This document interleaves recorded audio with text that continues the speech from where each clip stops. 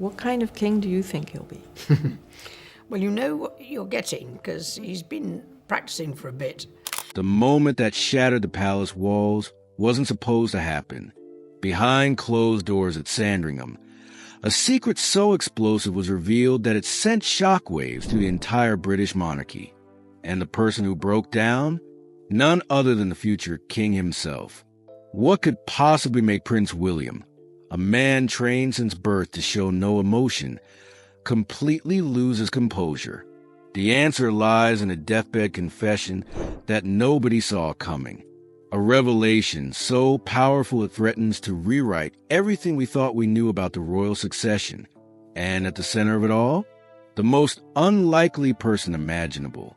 Picture this: January 2025. The royal family gathers for what appears to be a routine meeting. But something's different. The air feels electric, charged with intention nobody can quite name. King Charles is nowhere to be found. His empty chair at the head of the table speaks volumes. The ornate cushion that should bear the weight of a king instead holds only shadows and whispers of what's to come. For months, the palace had been spinning stories about minor health concerns, routine checkups. Nothing to worry about. The PR machine worked overtime, churning out reassuring statements and carefully staged photos. But those closest to the king knew the truth was far more devastating. Cancer had taken hold, spreading through his body like wildfire, and time was running out faster than anyone dared admit. The family members present that day would later describe a scene of unbearable tension. William sat rigid, his jaw clenched so tight you could see the muscles working beneath his skin. Catherine, usually the picture of composed elegance, fidgeted with her wedding ring, a tale that only those who knew her best would recognize. Even young George, brought in for what was supposed to be a simple family gathering, sensed something monumental was about to unfold. Enter Princess Anne, the woman who never sought the spotlight, never craved attention, never played palace politics. The princess who had attended more royal engagements than any other family member, yet somehow remained in the shadows. But on this day, she commanded the room like never before. Dressed in her signature no-nonsense style, she clutched a sealed envelope that would change everything. The royal coat of arms on the wax seal seemed to pulse with significance. As she cleared her throat to speak, you could hear a pin drop. Even the palace staff, usually invisible in their practiced discretion, seemed to hold their breath. The grandfather clock in the corner ticked loudly, each second stretching into eternity. Anne's voice, when it finally came, was steady but laden with emotion she rarely displayed. "Before I begin," she said, her eyes scanning the room, "I need you all to understand that what I'm about to share comes directly from His Majesty. These are his words, his wishes, his vision for the future of our family and our nation. What happened next defied every protocol, every tradition, every expectation, and didn't just deliver a message. She detonated a bomb that would reshape the monarchy forever. The king's final wish wasn't about William. It wasn't even primarily about the succession. It was about someone who had been hiding in plain sight all along. To understand the earthquake that followed, we need to rewind. Charles had ascended to the throne after the longest wait in British history. 70 years in his mother's shadow. 70 years of preparation. 70 years of watching, learning, planning. Yet when the crown finally rested on his head, it came with a diagnosis that would cut his reign tragically short. The cruel irony wasn't lost on anyone. The man who had waited his entire life to be king would barely get to taste the power he craved. But Charles was nothing if not strategic. Even as cancer ravaged his body, his mind remained sharp as a blade. He saw what others missed. He noticed patterns that escaped even his closest advisors. Like a chess grandmaster playing 3 moves ahead, he recognized threats and opportunities invisible to everyone else. And what he discovered about the future of the monarchy terrified him enough to take unprecedented action. Behind the palace walls, A different story was unfolding.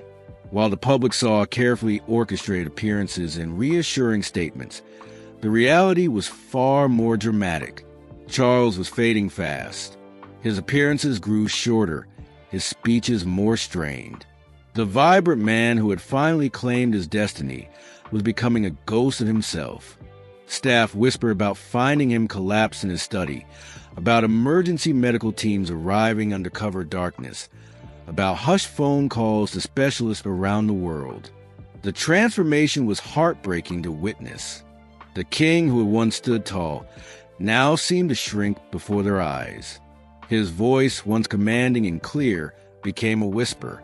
His hands, which had signed historic documents and shaken the hands of world leaders, now trembled uncontrollably.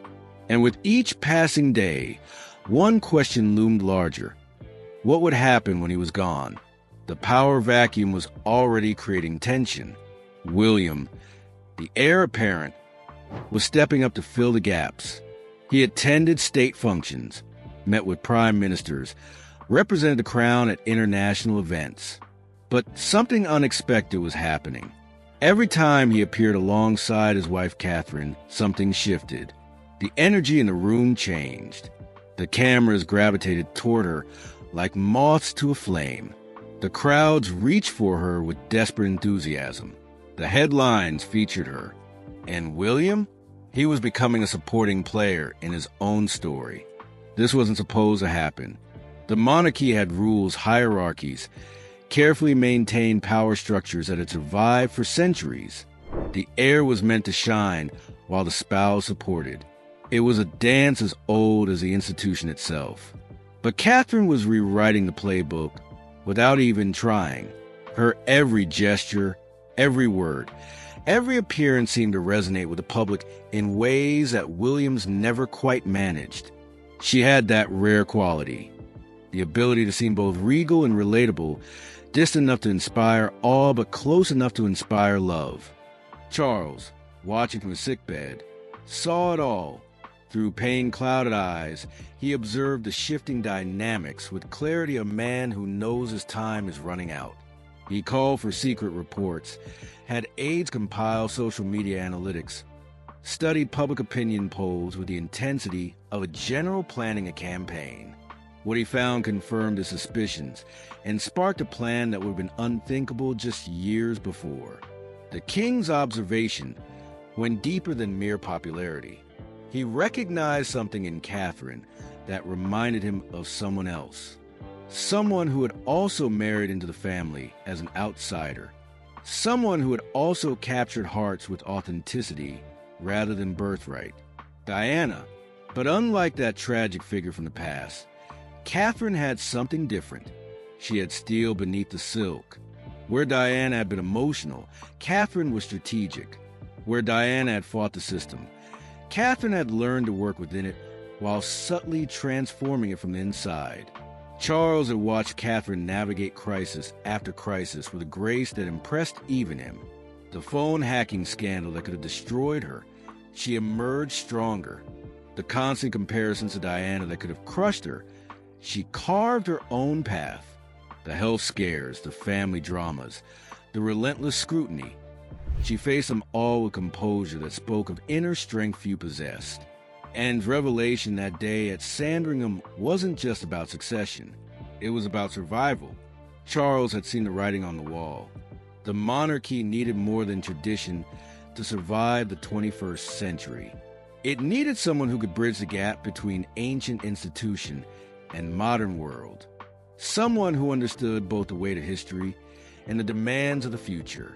And in his final months, he'd reached a conclusion that would have been unthinkable just years before. The document and held contained instructions that went against centuries of precedent, page after page of carefully considered reforms, each more radical than the last. Charles wasn't just acknowledging Catherine's influence, he was actively empowering it. The dying king had crafted a plan that would position Catherine not as a mere consort, but as a co-ruler in all but name. Legal documents had been prepared in secret. Constitutional experts had been consulted under strict confidentiality agreements. The groundwork had been laid for a transformation that would shake the very foundations of the monarchy. As in read, her voice steady despite the magnitude of what she was revealing, the room seemed to spin. Charles had proposed a new model of monarchy, one where power was shared, where the queen consort would have executive authority in key areas, where the rigid hierarchies that had defined royal life for centuries would be reimagined for a new age. William's reaction when he read those words aloud was visceral. His face went through a series of transformations: shock, disbelief, something that might have been betrayal, and finally, devastatingly, understanding. This wasn't jealousy or anger. It was something far more complex. The future king found himself confronting a reality he'd been desperately trying to ignore. His wife hadn't just won over the public. She'd won over his father, and the implications were staggering. The document went further. Charles had identified specific areas where Catherine would take the lead: mental health initiatives, early childhood development, Commonwealth relations. But these weren't ceremonial roles. They came with budgets, staff, real decision-making power. The king was essentially creating a new position within the monarchy, one that had never existed before. The room erupted in whispers, but it wasn't finished. She raised her hand for silence, and when she spoke again, her voice carried a weight that made everyone lean forward. The second part of Charles's message was even more explosive. During his investigation into modernizing the monarchy, he discovered something that chilled him to the bone. Financial documents pointing to embezzlement, hidden correspondence suggesting palace coups, secret meetings between certain courtiers and Republican movements. The evidence pointed to a conspiracy within the palace itself, forces that wanted to undermine William's future reign, to weaken the monarchy from within until it collapsed under its own weight. And the only person Charles trusted to help his son navigate these treacherous waters? Catherine. His Majesty believes, and read, her voice now barely above a whisper, that Catherine possesses a unique combination of intelligence, integrity, and public support necessary to protect the institution while transforming it. He has seen in her what he once saw in his own mother, an ability to evolve while maintaining the essence of what makes the monarchy vital to our nation. But Catherine's journey to this moment had been anything but smooth. Behind her polished exterior lay battles the public never saw. The eating rumors that plagued her early years planted, Charles had discovered, by palace insiders who saw her as a threat. The vicious campaign to paint her as unsuitable, orchestrated by those who preferred a weaker consort. The constant comparisons to William's mother, weaponized to undermine her confidence. Each attack had been carefully orchestrated to break her. Instead, they'd forged her into something stronger. The health crisis that struck Catherine in 2024 could have been her undoing. Cancer doesn't care about titles or destinies. But her response to the diagnosis revealed the very qualities Charles had recognized. No self-pity, no drama, just quiet determination. She continued working behind the scenes even during chemotherapy, reviewing documents between treatments, video calling charities from her hospital bed.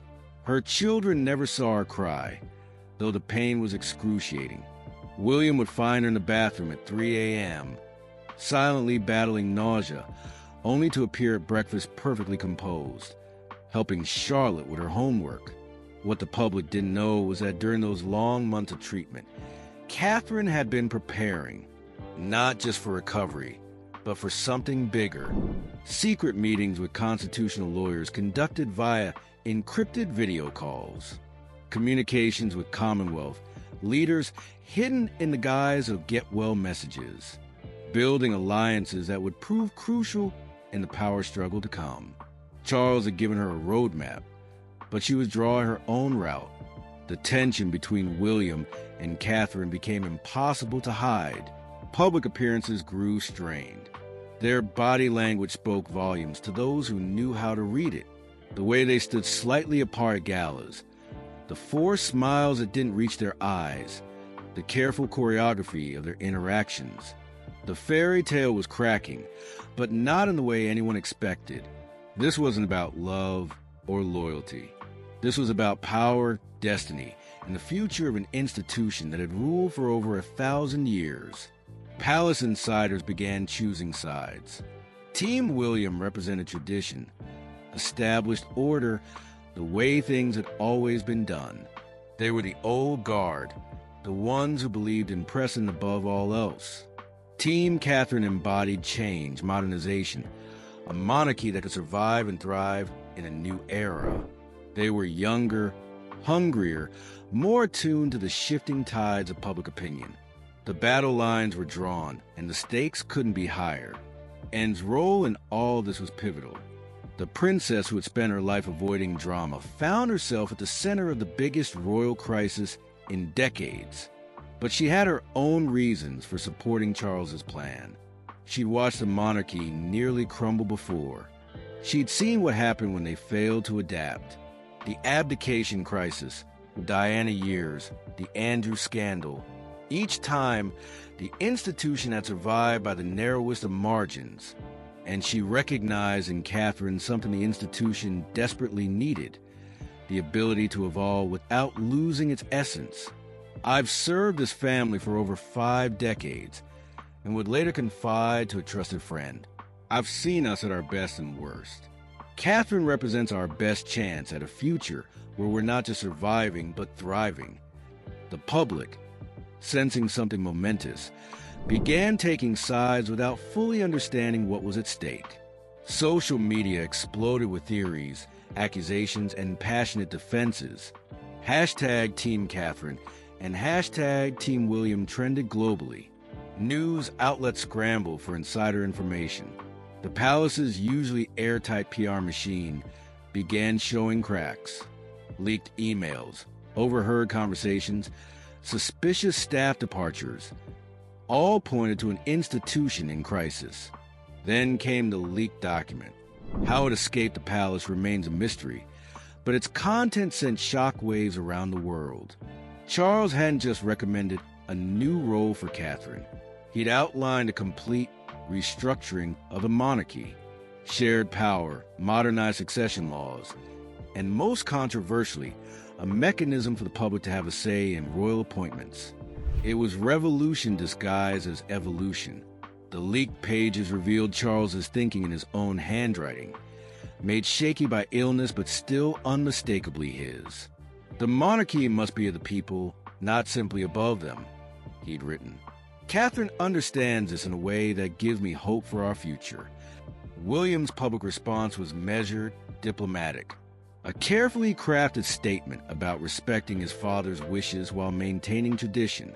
But those close to him described a man in turmoil. Everything he'd been raised to expect, everything he prepared for, was being rewritten by forces beyond his control. His wife, the woman he'd chosen as his partner, was becoming his greatest challenge, and his late father's hand was guiding it all from beyond the grave. In private, William's anguish was palpable. Staff reported hearing raised voices from the private apartments, though never Catherine's. She maintained her composure, even as her husband's world crumbled around him. She understood something William was still struggling to grasp. This wasn't about them. It was about the survival of an institution bigger than any individual. Catherine, meanwhile, remained strategically silent. She continued her duties, smiled for the cameras, and gave nothing away. But behind closed doors, she was assembling a team, former military strategists who understood the art of campaign warfare, media experts who could shape public narrative, constitutional scholars who could navigate the legal complexities. If this was to be a battle for the soul of the monarchy, she would be prepared. The international implications were staggering. Commonwealth nations watched closely, some seeing opportunity in the chaos. Australia's Republican movement gained momentum. Canada questioned its ties to a monarchy in crisis. The very existence of the monarchy hung in the balance. And at the center of it all, Two people who had once promised to love and cherish each other now faced off in a power struggle that would define Britain's future. As 2025 progressed, the situation reached a boiling point. Secret negotiations in windowless rooms, backdoor deals that would make Machiavelli proud, and political maneuvering worthy of medieval court intrigue. The Queen Consort title that should have been Catherine's birthright became a bargaining chip in a much larger game. And William? He found himself fighting not just for his crown, but for the very nature of kingship itself. The climax came at an unexpected moment. During a state dinner for French president, with the world's media watching, Catherine did something that nobody anticipated. As the formal toast concluded, she stood up, looked directly at William, and spoke words that would echo through history. Her proposal was simple, brilliant, and utterly unprecedented. Instead of fighting over power, why not redefine entirely? Your Majesty, she began, addressing William with his future title. The monarchy has survived for over 1,000 years not by resisting change, but by embracing it. Tonight, I propose we honor your father's vision not through conflict, but through collaboration. Let us create a monarchy that draws strength from partnership, not hierarchy. The room fell silent. Cameras clicked furiously. And then, in a moment that would be replayed countless times, William stood. For a heartbeat, the future of the monarchy hung in the balance. Then he extended his hand to his wife. For crown and country, he said simply. And Catherine, taking his hand, replied, for the people. What followed was the most extraordinary transformation in royal history. Not a coup, not a revolution, but an evolution so profound it changed everything. The monarchy that emerged from this crisis looked nothing like what had come before. Shared authority, transparent governance, and a connection to the people that went beyond ceremony. And the architect of this new institution, the woman who had entered the palace as a commoner and emerged as its most powerful figure. The new model was radical, yet somehow inevitable.